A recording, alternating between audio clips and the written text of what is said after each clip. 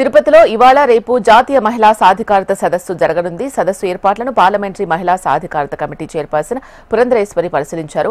తిరుమల శ్రీవారి పాదాల చెంత జాతీయ సదస్సు జరగడం ఎంతో సంతోషంగా ఉంది అన్నారు. మహిళలు ఎదుర్కొంటున్న సమస్యలను సదస్సులో చర్చిస్తామన్నారు. పార్లమెంటరీ కమిటీ అధ్యక్షురాలిగా అవకాశం కల్పించడం పట్ల ప్రధాని మోడీకి ధన్యవాదాలు చెప్పారు.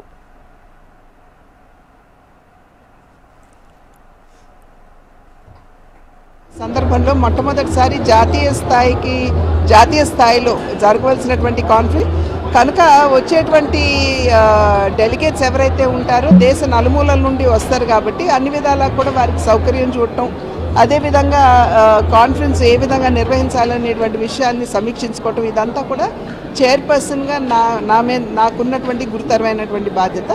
అందుకని ఈ విషయాలన్నీ కూడా సమీక్షించుకోవడానికి ఇక్కడ రావడం జరిగింది.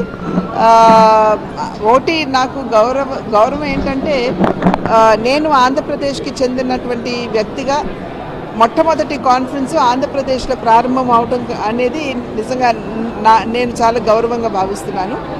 అదేవిధంగా మా తండ్రి గారి వారి రాజకీయ ప్రస్థానాన్ని ఇక్కడ నుండే ప్రారంభించారు. అటువంటి ప్రాంతం అన్నింటికంటే మిన్నగా స్వామివారి పాదాల చెంత నుండి ఈ యొక్క కాన్ఫరెన్స్ ప్రారంభం కావడం, ఇవన్నీ కూడా నేను చాలా గౌరవంగా భావించేటువంటి విషయం.